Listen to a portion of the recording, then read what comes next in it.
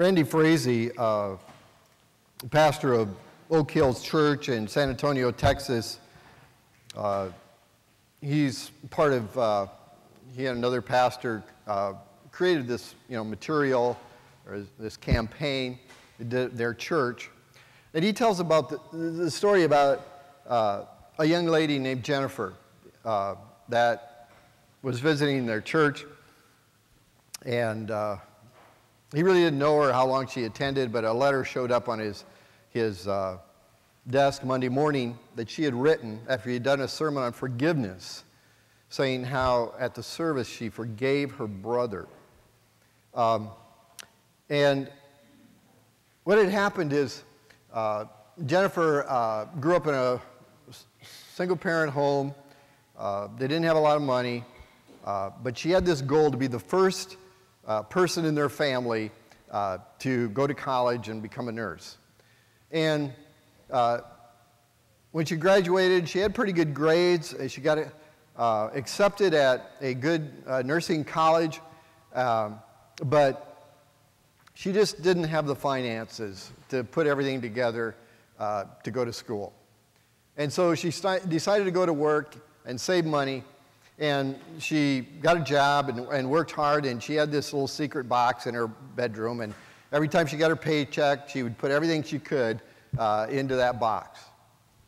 And after a period of time, she had quite a bit of money saved up, and she went to her box to put in some more money, and she opened the box, and there was $20, and the rest of her money was gone.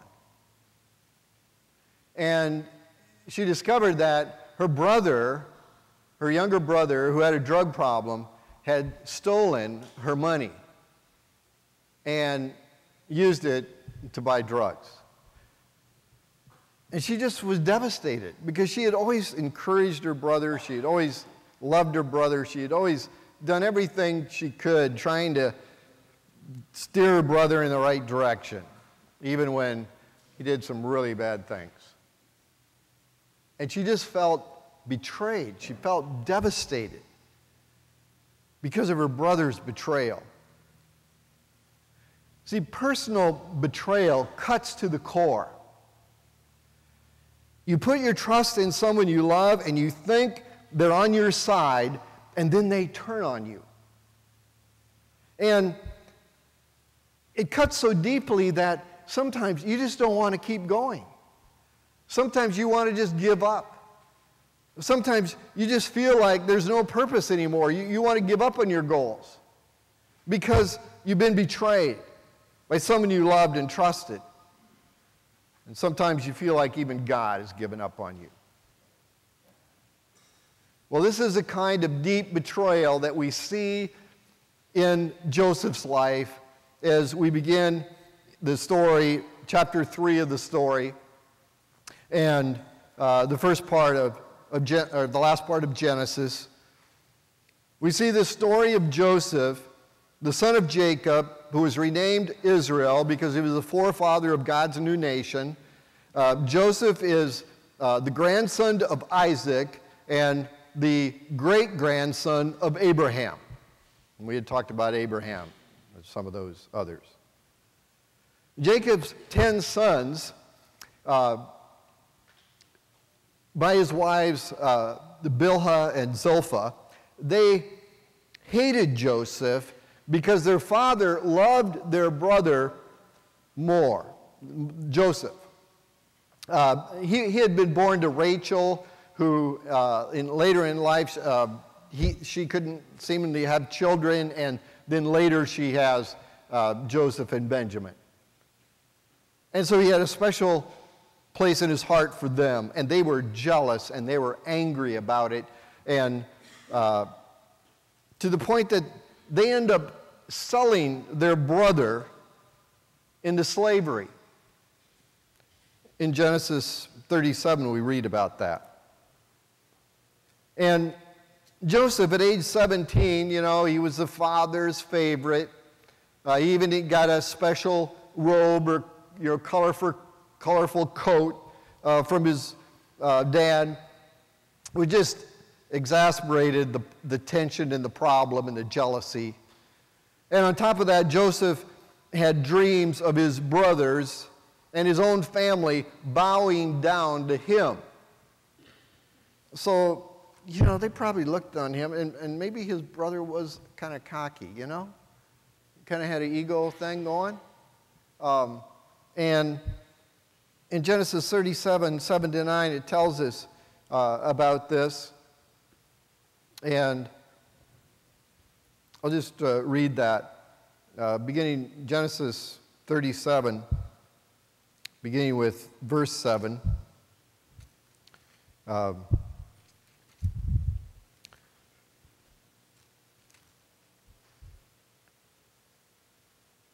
We were binding sheaves of grain out in the field when suddenly my sheaf rose and stood up right, while your sheaves gathered around mine and bowed down to it. His brothers said to him, "Do you intend to reign over us? Will you actually rule us?"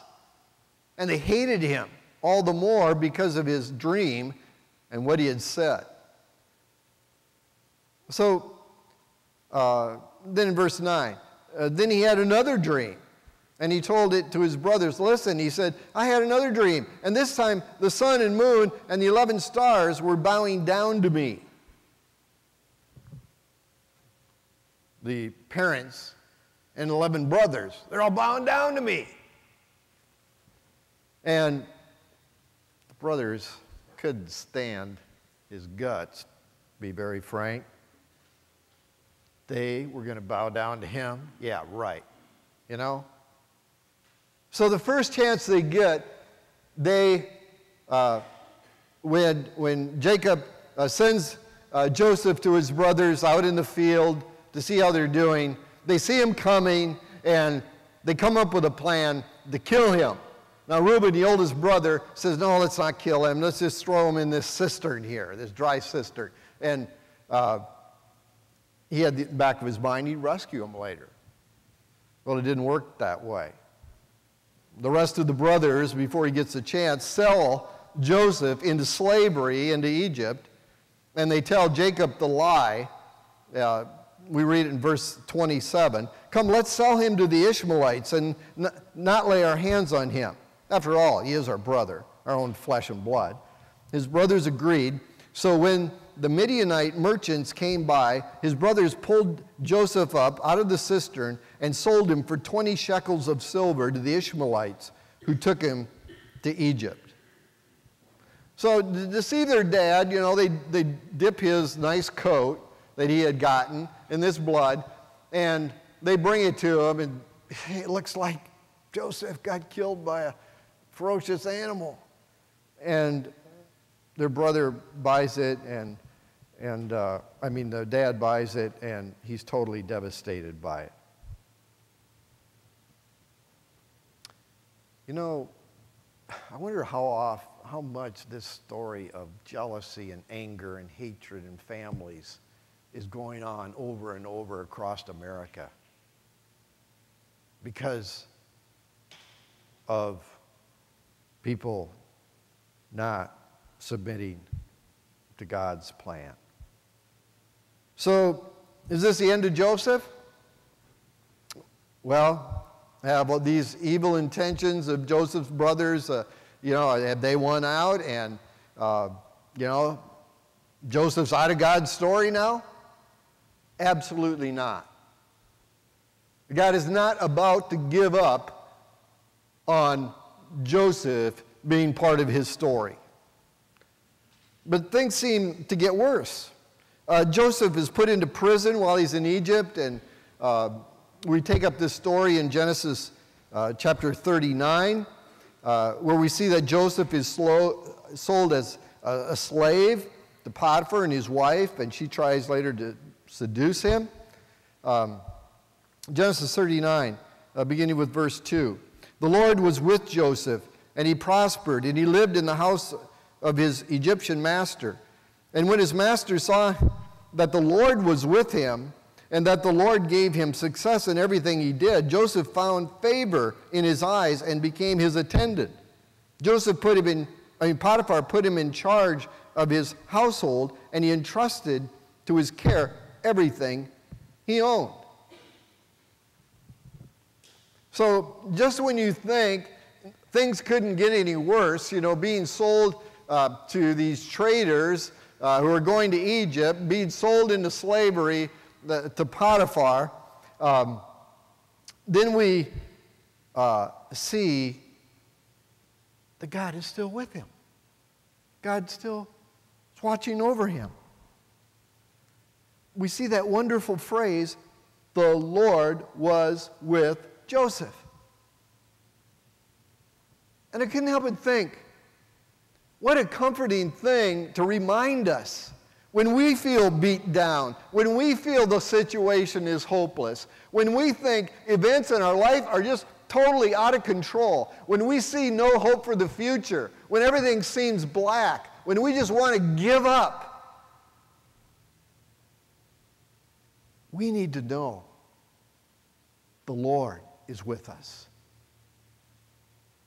If we're a child of God, it doesn't make any difference what those circumstances are going on in that present. The Lord is still with us. And he still has a plan for us in his story, even when we don't see how it could be possible.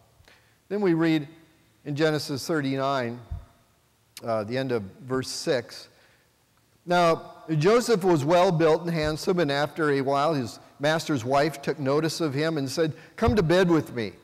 But he refused.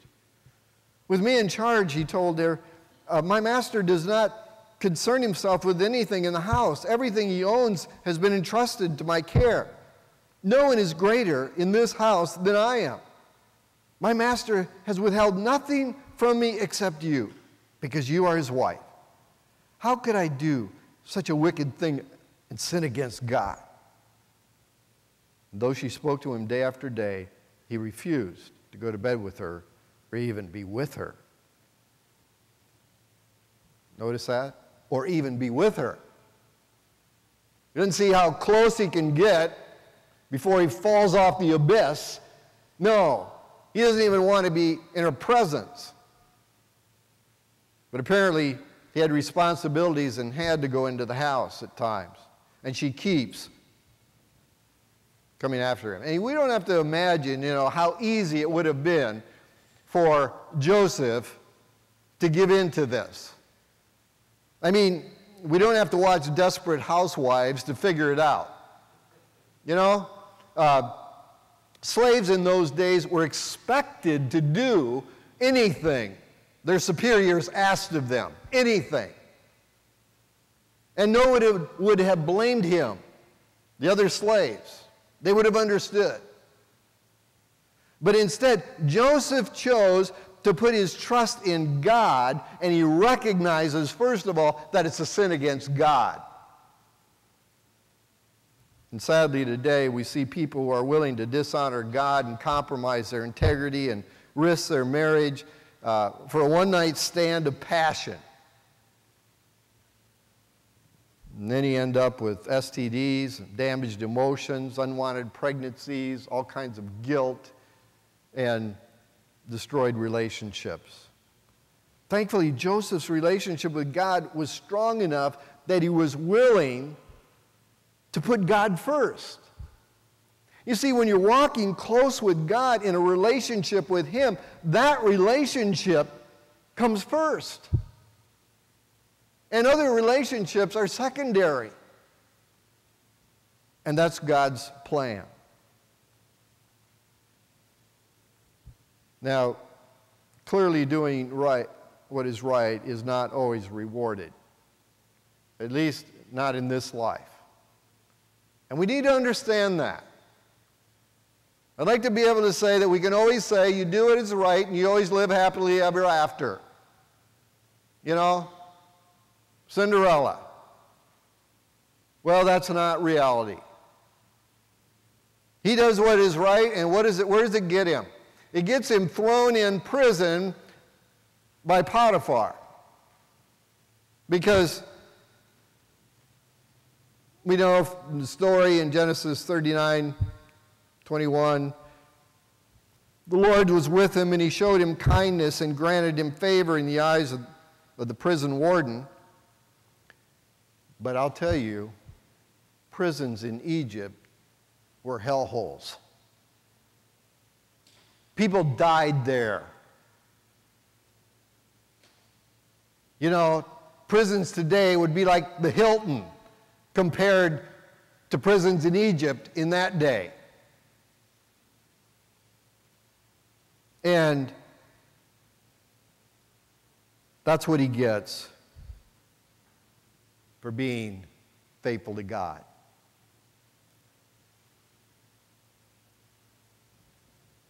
But when he gets there, we read those words again.